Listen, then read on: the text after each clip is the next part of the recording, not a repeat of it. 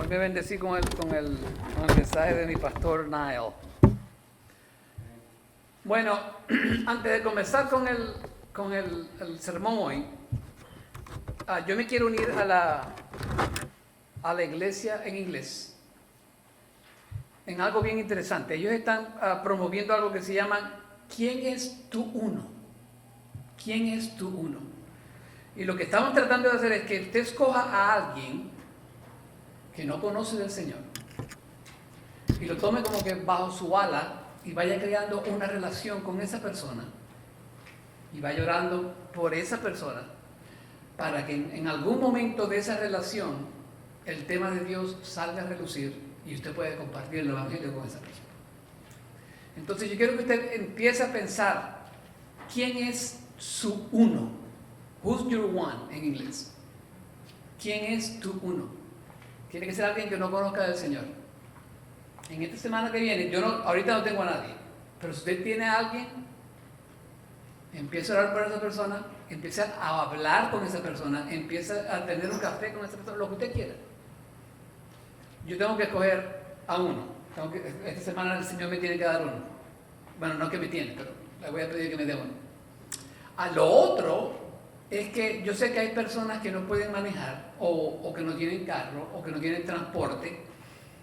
Se me ocurrió una idea, y esto es por supuesto cuando necesitemos eso, de hacer un ministerio de un van, no de un autobús, porque no tenemos autobús, de un van. ¿Sabes lo que es la van, verdad? Entonces, vamos a orar por eso, además de orar por esa persona a la cual le vamos a compartir el evangelio a su tiempo. Vamos a orar por un ministerio de van, porque la iglesia tiene como 2 o 3 vanes, ¿verdad? ¿Sí, no? Y esas van las podemos usar los domingos. Por supuesto, ore también por un conductor o varios conductores, que un domingo vaya de casa en casa, de aquellas personas que quieren venir a nuestro servicio en español, donde el transporte no va a ser excusa para que ella no venga. Amén. Si Dios quiere que eso se haga, se va a hacer. Entonces, ore por el uno. ¿Quién es tu uno? Y ore por ese ministerio de los vanes. A ver si el Señor... Mire, yo fui a un seminario donde ¿cómo se llama? El proceso allí era un ministerio de autobuses. Y así es como la iglesia crecía.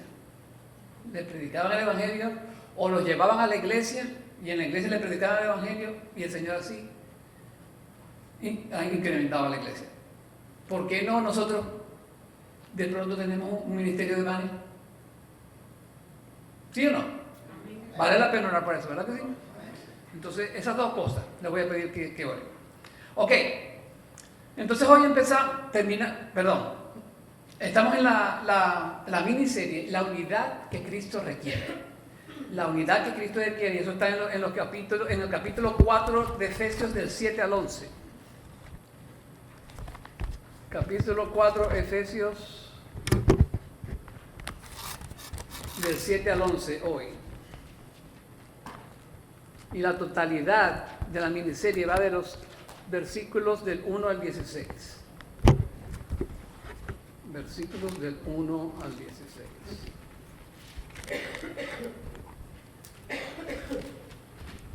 Mire, hay 3 partes en las Escrituras que se hablan de los dones.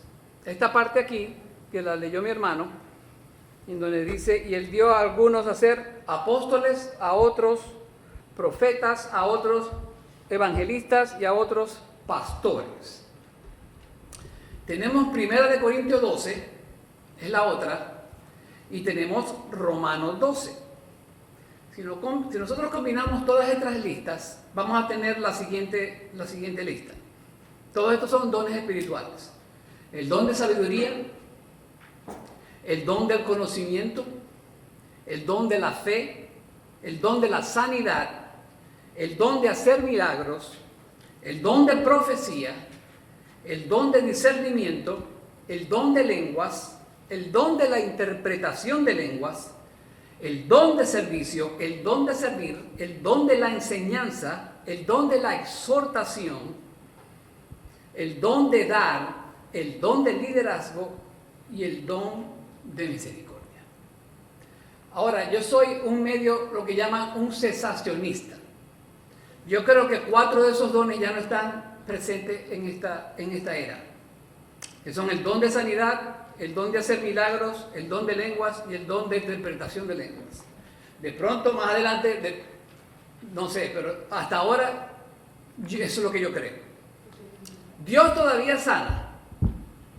Lo que no existe es la persona que se cree que yo soy, mi mano es milagrosa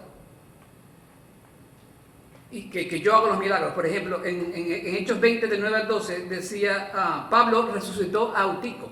Escuche lo que dice. Y estaba sentado en la ventana un joven llamado Eutico, y como Pablo continuaba hablando, Eutico fue cayendo en un profundo sueño, hasta que, vencido por el sueño, cayó desde el tercer piso y lo levantaron muerto. Pero Pablo bajó y se tendió sobre él, y después de abrazarlo dijo, no os alarméis, porque está vivo. Y volviendo arriba, después de partir el pan y de comer, conversó largamente con ellos hasta el amanecer, y entonces se marchó y se llevaron vivo al muchacho y quedaron grandemente consolados. Pablo tenía el don de sanación, pero no porque Dios se lo dio. De hecho, en Mateo 10:1 dice, llamando a sus 12 discípulos, Jesús les dio poder sobre los espíritus inmundos para expulsarlos y para sanar toda enfermedad y toda dolencia.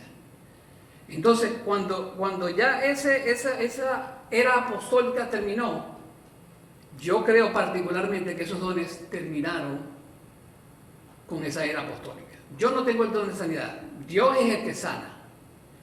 Pero Dios le dio poder a ellos para que ellos sanaran. Ahora, ¿nosotros podemos orar por alguien y sanarlo? Claro. Pero no nosotros, es Dios el que está sanando. ¿Me explico? Como que no están de acuerdo conmigo. El único sanador y el único que hace milagros es Dios. ¿Estamos claros? Ok, estamos claros. Entonces hoy yo quiero que usted entienda que usted recibe, el primer punto, usted recibe un don, por lo menos un don. La principal meta de un pastor, escribí yo aquí, no es su reputación personal, sino la transformación del personal. ¿A través de qué? De la palabra de Dios. ¿Y quién es ese personal? Ustedes, las ovejas. ¿Entendieron eso? Mi meta no es mi reputación personal, mi meta es que usted llegue a ejercer el don que Dios le dio a usted. Y enseñarle la palabra, evidentemente. Miren, a mí me gusta lo que dice el Salmo 78, versículos del 70 al 72. Dice, escogió también a David a su siervo y lo tomó de los apriscos de las ovejas. Lo trajo de cuidar ovejas con sus corderitos para pastorear a Jacob, su pueblo, y a Israel, su heredad. Escuche esto. Y él los pastoreó según la integridad de su corazón y los guió con la destreza de sus manos. Eso es un pastor.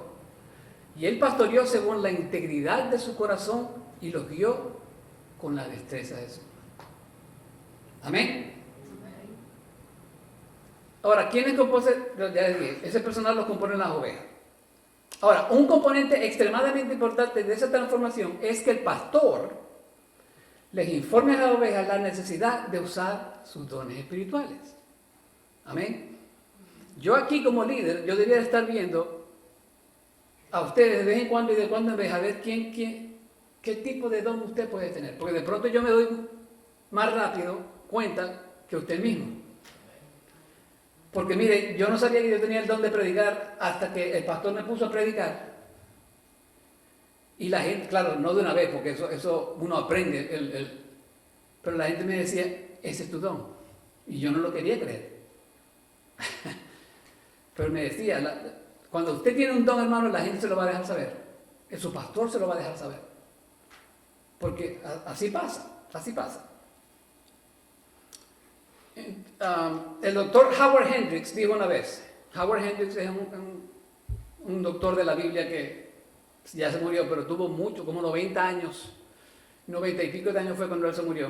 Y él era parte del Dallas Theological Seminary. Él dijo lo siguiente, si no sabes cuál es tu don y no lo utilizas para servir al cuerpo de Cristo, está paralizando tu vida espiritual. ¿Escuchaste eso? Si no sabes cuál es tu don y no lo utilizas para servir el cuerpo de Cristo, estás paralizando tu vida espiritual. Si no utilizas tu don, dice Hendricks, que no vas a crecer. No vas a crecer. Eso es lo que está diciendo él. Mi hermano, Dios quiere que practique su don, que le eche ganas, que le eche fuerzas. Él se lo dio para un objetivo, y ese objetivo que nos dice más adelante Pablo, que es la edificación de todos los santos. Para eso es su don. Para eso es su don. No hay ningún cristiano que no tenga un don. Porque ahí nos está diciendo Pablo en el 11, y él dio algo, perdón, no en el 11, en el 7, pero a cada uno de nosotros se nos ha concedido,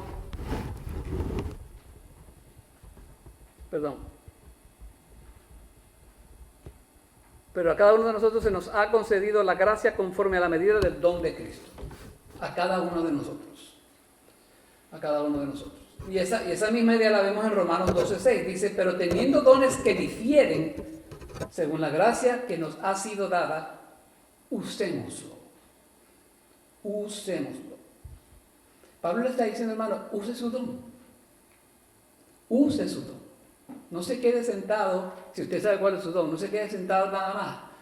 Hable con su pastor, hable con el maestro de escuela dominical, hable con quien sea. Yo creo que yo tengo un don, lo quiero poner a practicar. En práctica, perdón. Quiero poner en práctica. Úselo, úselo. Si usted no sabe cuál es su don, busque ayuda. Busque ayuda. Primera de Corintios 12:7 dice, refuerza la idea de que nuestro don es para la edificación de la iglesia. Dice así, pero a cada uno se le da la manifestación del Espíritu para el bien común. ¿Está viendo? Para el bien común. A cada uno se nos da la manifestación del Espíritu para el bien común. O sea, para la iglesia. Para la iglesia. Ahora, el apóstol Pablo aquí dice, conforme a la medida del don de Cristo. ¿Qué significa eso? Cristo entonces ha concedido a cada cristiano un cierto don según su sublime y multiforme gracia. Uno. Yo creo que uno puede tener más de un don, pero por lo menos Dios nos dio uno. Por lo menos Dios nos dio uno. Esta palabra griega, medida, es la palabra metrón, de la cual obtenemos métrico o metro. Tiene que ver con la cantidad. En otras palabras, cada uno de nosotros tiene un don medido, una cierta cantidad, una cierta definición con ciertas limitaciones, parámetros y capacidades. Ese es el don. Ahora, observe que la palabra don está en singular. A cada uno de nosotros se le da un cierto don. Ahí tiene más prueba de que nos da por lo menos un don. Después,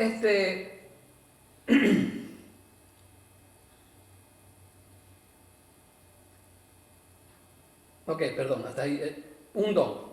Ahora, cuando Dios nos da ese don, nosotros tenemos la responsabilidad de ¿qué? De ponerlo en práctica, de usarlo. Hay un autor que se llama Jerry Bridges, escribe lo siguiente.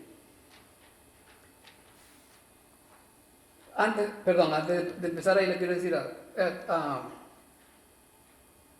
no malgaste su don, hermano. No lo malgaste. Dios se lo dio para algo. Y yo creo que al malgastar nuestro don estamos como desobediendo a Dios, ¿no cree usted? Desobedeciendo a Dios. No malgaste su don.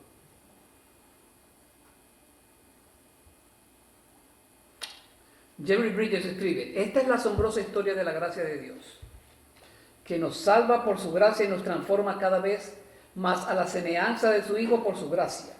En todas nuestras pruebas y aflicciones, Él nos sostiene y nos fortalece por su gracia.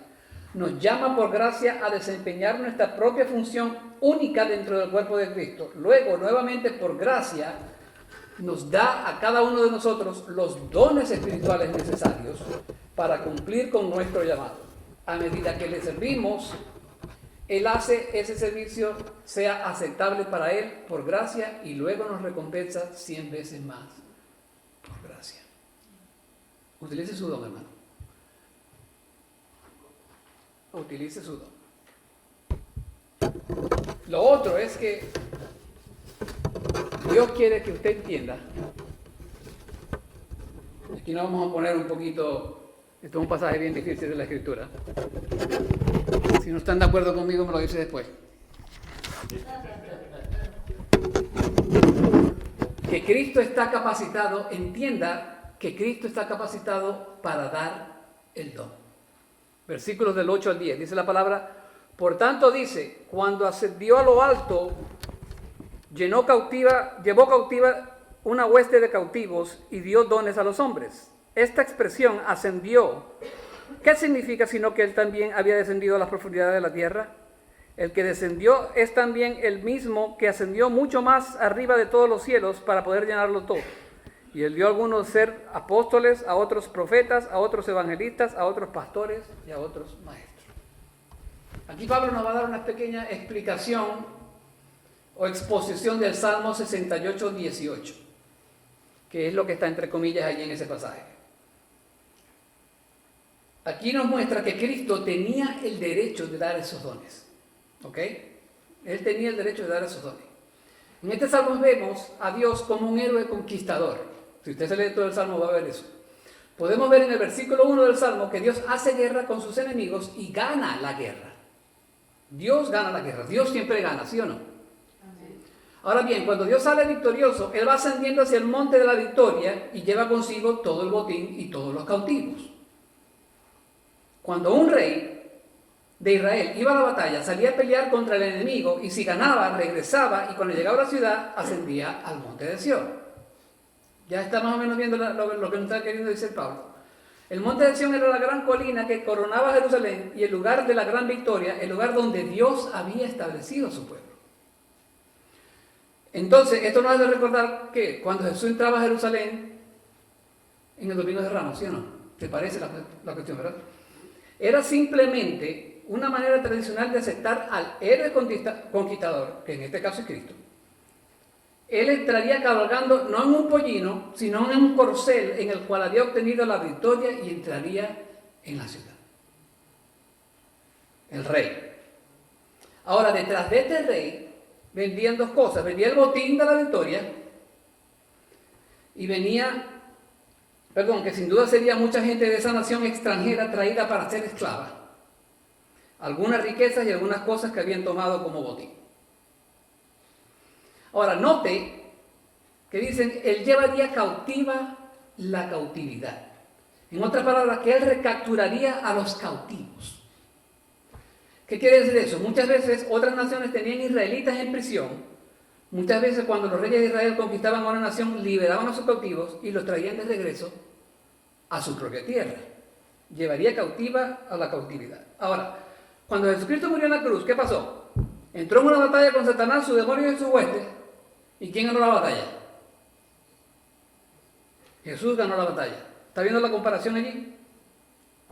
En la cruz la gente lo veía como un perdedor, pero en realidad él era un ganador. El Rey de Reyes y Señor de Señores. Entonces, ¿de quién está hablando el salmista? Cuando dice el que ascendió y el que descendió. De Cristo. Mire, él nos dice que él fue el que ascendió en el 8. Dice, él fue el que ascendió en el 9. Él fue el que ascendió en el 10.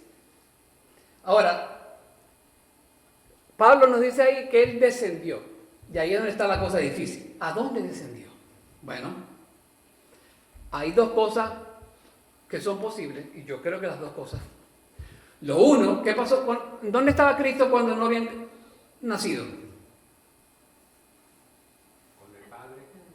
Con el Padre. ¿En dónde? Arriba, ¿verdad? Entonces, en su encarnación, ¿qué hizo? Descendió. Entonces, esa es una posición y tiene sentido.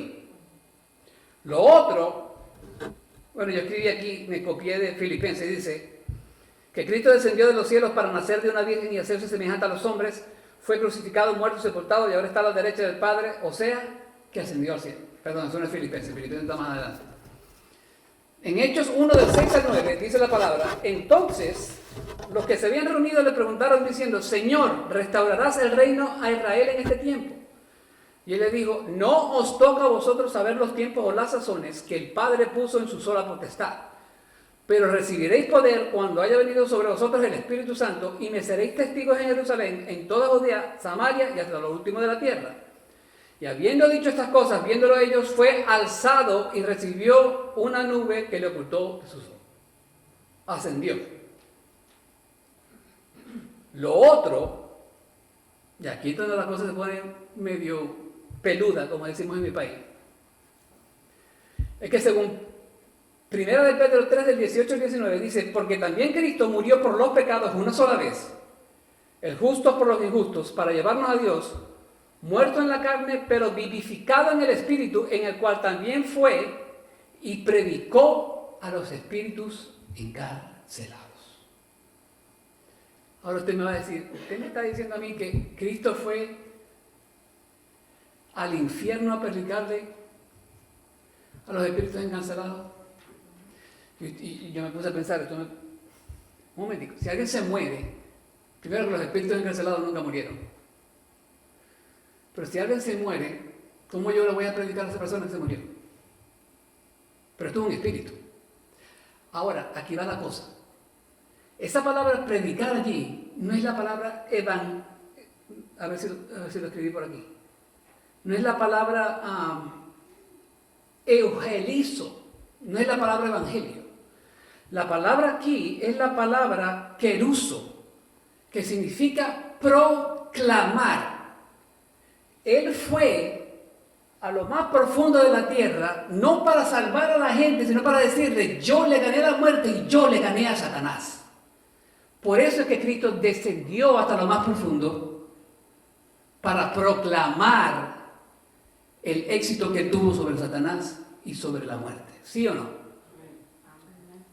Esa es la verdadera interpretación de ese pasaje. Yo no le puedo predicar a nadie que esté en el infierno.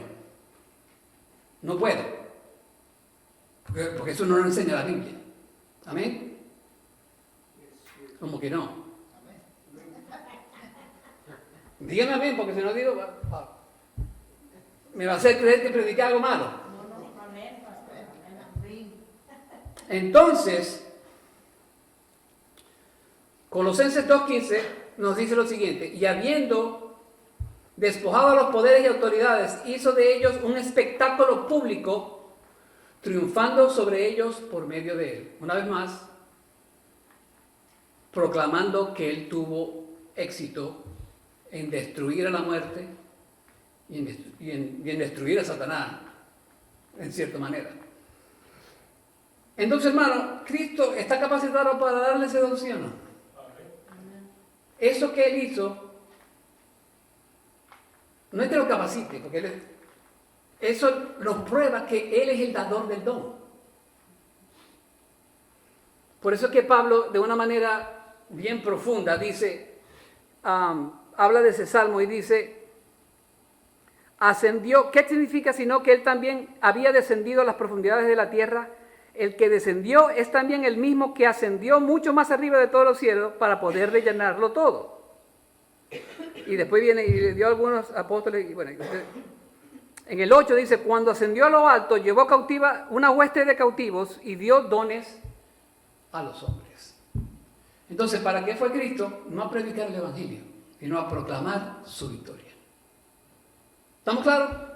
Amén. Así que cuando alguien le quiere hablar de eso, ya usted sabe la respuesta que le tiene que dar. Ahora,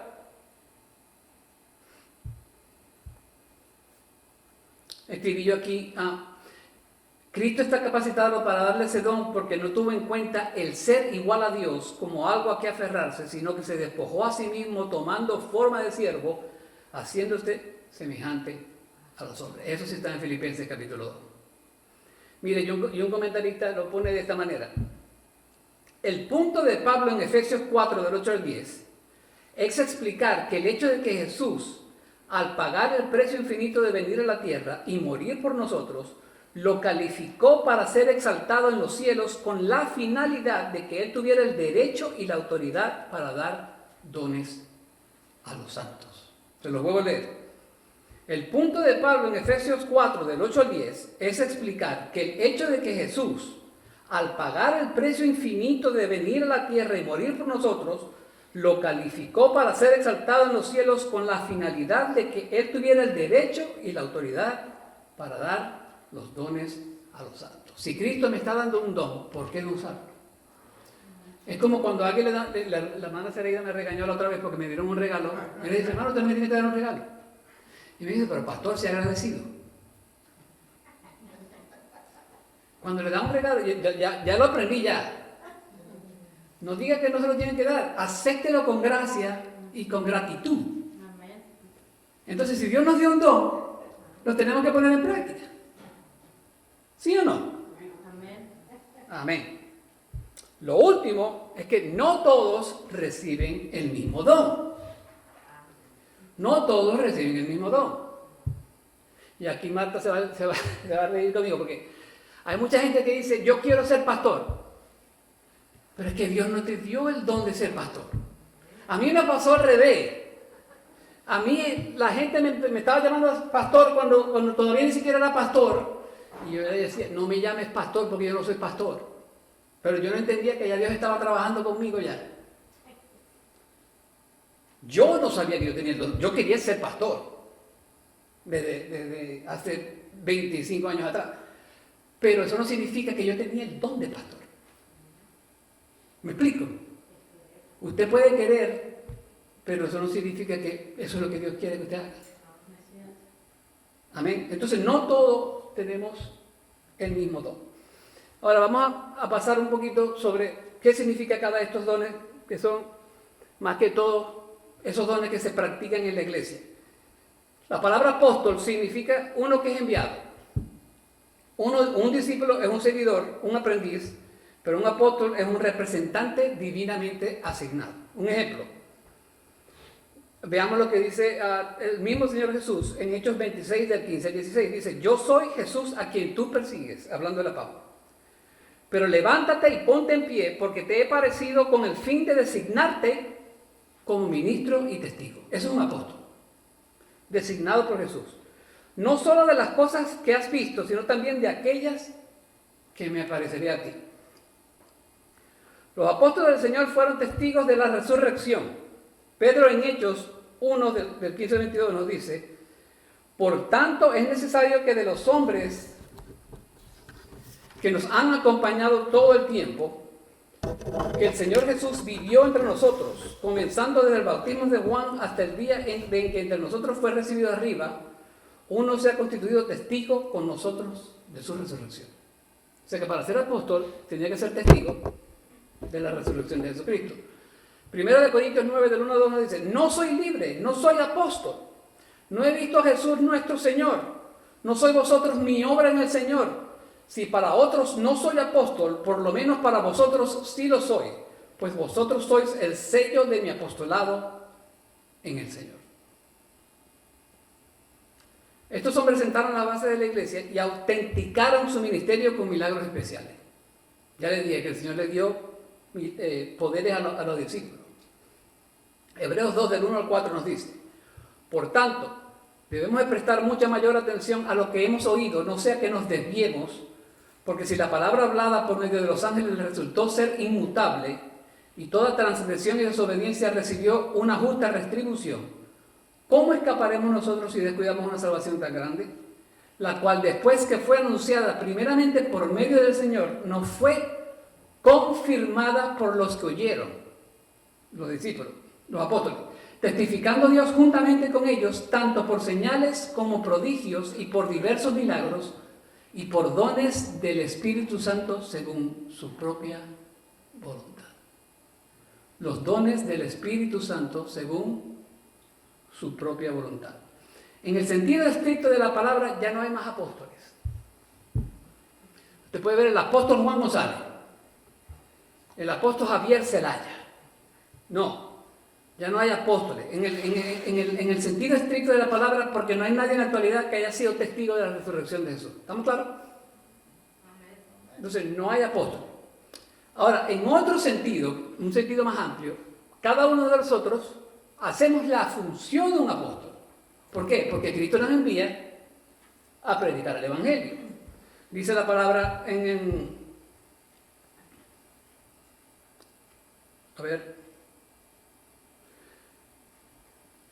Primera de Corintios 13, 12. Y si tuviera el don de profecía y entendiera todos los misterios y todo conocimiento, y si tuviera toda la fe como para trasladar montañas,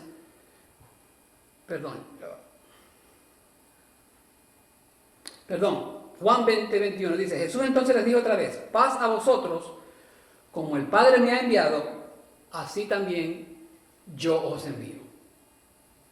En ese sentido nosotros cumplimos la función de un apóstol.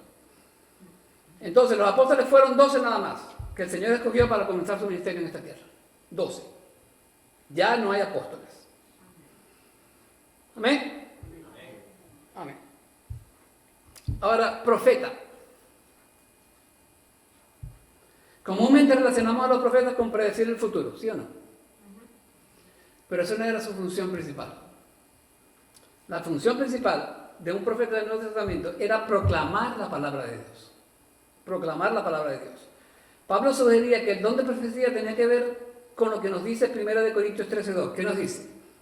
Y si tuviera el don de profecía y entendiera todos los misterios y todo conocimiento, y si tuviera toda la fe como para trasladar montañas, pero no tengo amor, nada soy. Entonces el don de profecía tiene que ver con entender y conocer los misterios de Dios en su palabra a través de la predicación. ¿Me explico? Se lo vuelvo a decir. El don de profecía tiene que ver con entender y conocer los misterios de Dios en su palabra a través de la predicación. En 1 Corintios 14:13 dice el apóstol Pablo, porque el que profetiza habla a los hombres para edificación, exhortación y consolación. En ese sentido yo soy un profeta. Ahora, ya se lo dije, el propósito del profeta ¿cuál era? Edificar, exhortar y consolar al pueblo de Dios. Aquí va el otro jonrón. Ya no hay profetas ya. Ya no, el profeta Juan González ya no existe. Nunca existió. El mismo Señor lo confirma diciendo en Mateo 11, del 12 al 13, que dice el Señor. Y desde los días de Juan Bautista hasta ahora, el reino de los cielos sufre violencia y los violentos los conquistan por la fuerza. Y fíjense aquí, porque todos los profetas y la ley profetizaron ¿hasta dónde? Hasta Juan. Porque todos los profetas y la ley profetizaron hasta Juan. No hay apóstol. A ver si yo veo en la televisión, porque el apóstol tal y tal. No hay apóstol. Perdón, no hay apóstoles, perdón, exacto. Entonces, el tener el don de profecía es tener el don de la predicación. Así es como lo debemos entender. El tener el don de profecía, para que no se confunda cuando usted haga esos test para ver cuál es su don. Ahora, tenemos también a los evangelistas. Los evangelistas son los portadores de las buenas noticias. Estos hombres viajaban de lugar en lugar predicando el evangelio para ganar el alma perdida. Hechos 8:35 dice, entonces Felipe abrió su boca y comenzando de esta escritura le anunció el evangelio de Jesús al eunuco. Todo ministro debiera hacer el trabajo de un evangelista. Pero esto no significa que todos los ministros son evangelistas. ¿Me explico? Le voy a dar un ejemplo. Pablo le dice a Timoteo en 2 Timoteo 4:15. Pero tú, me encanta eso, pero, sé sobrio en todas las cosas, sufre penalidades, haz el trabajo de un evangelista, cumple tu ministerio. Entonces, aquí nos enseña Pablo 4 cosas bien interesantes. Una, que seamos sobrios. Esto significa que estemos alerta de nuestro alrededor. ¿Quién está a nuestro alrededor que necesita hablar de Cristo? Está alerta, sé sobrio. Después dice la número 2, sufre penalidades. Esto significa que a pesar de cualquier problema que usted pueda tener, tenemos que seguir adelante y no dejarnos vencer por el enemigo. Porque ¿qué va a hacer el enemigo? A usted el Espíritu le pone en el corazón, tienes que compartir el Evangelio con esta persona y el enemigo ¿qué va a hacer? Va a tratar de alejarla de usted. Número 3, haz el trabajo de un evangelista. ¿Esto significa que usted tiene el don? No. Él está diciendo a Timoteo, Timoteo, haz el trabajo de un evangelista. En otras palabras, así no tengas el don de evangelismo, haz el trabajo. Comparte el evangelio. Y a veces nos queremos dar esa excusa. No, que yo no sé hablar.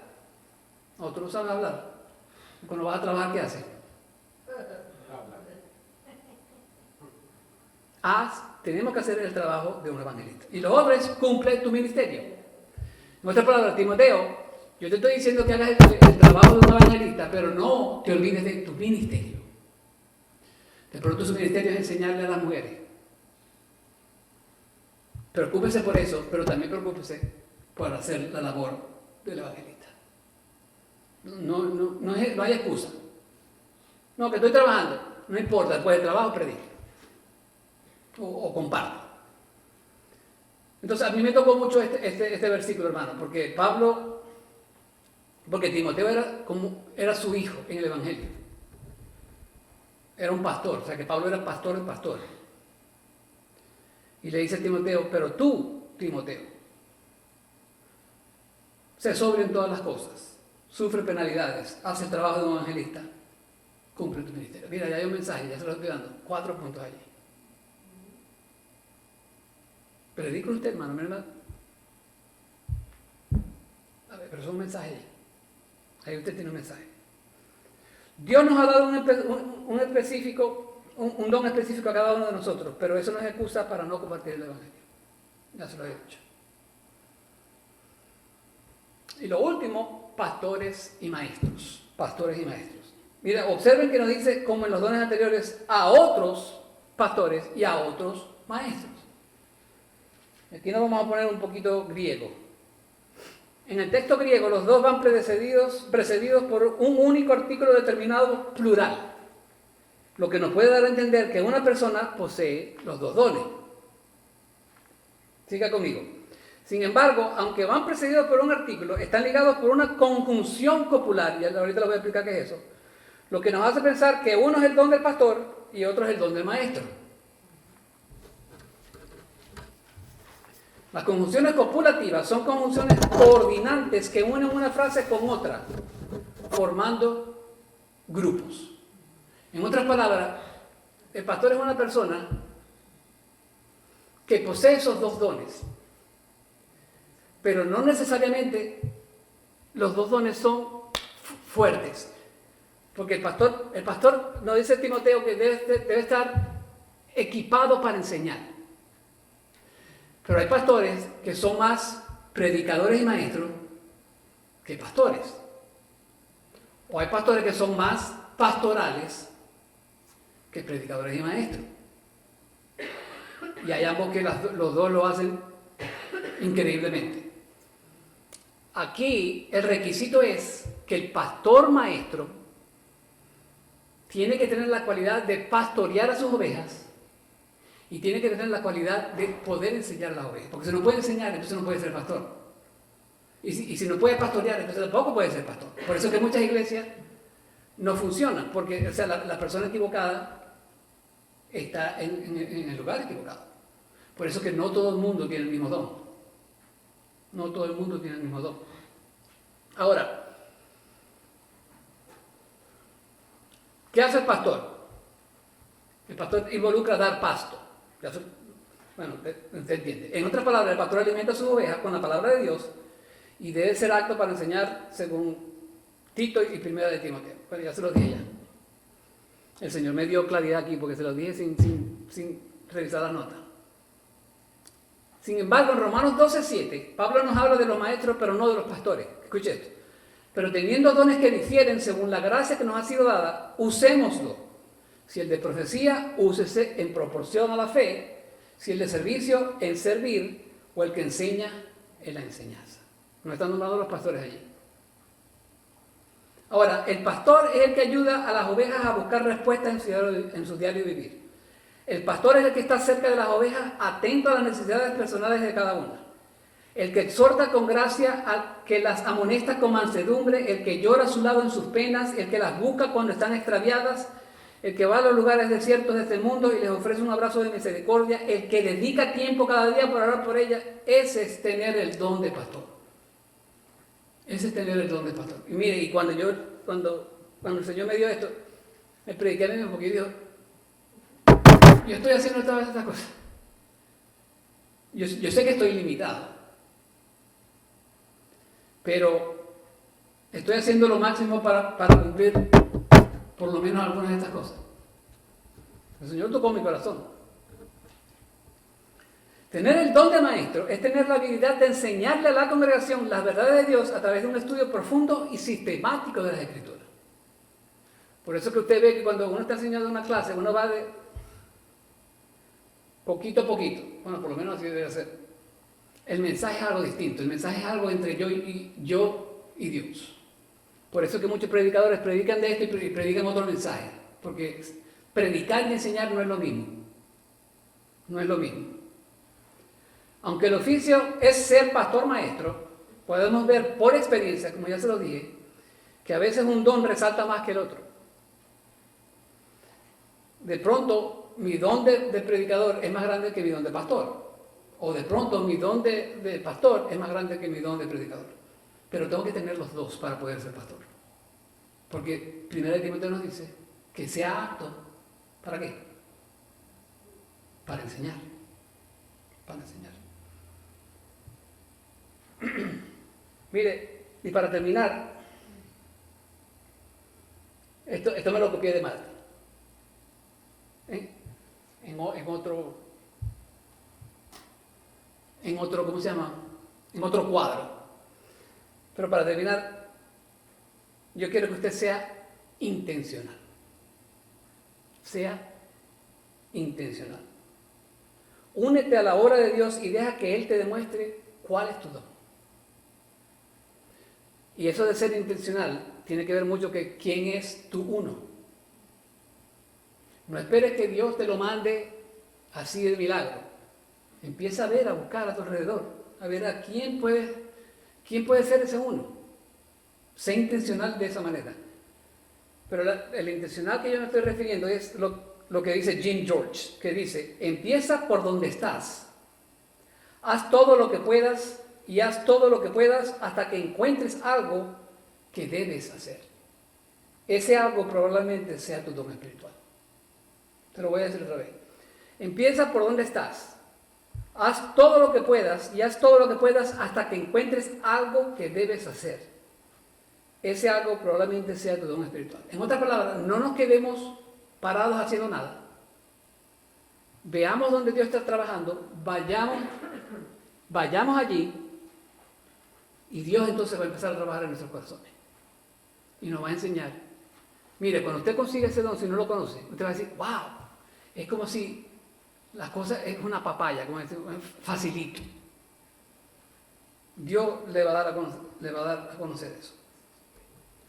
Amén. Entonces, entiende tu don. Busca, si no lo sabes, busca ayuda.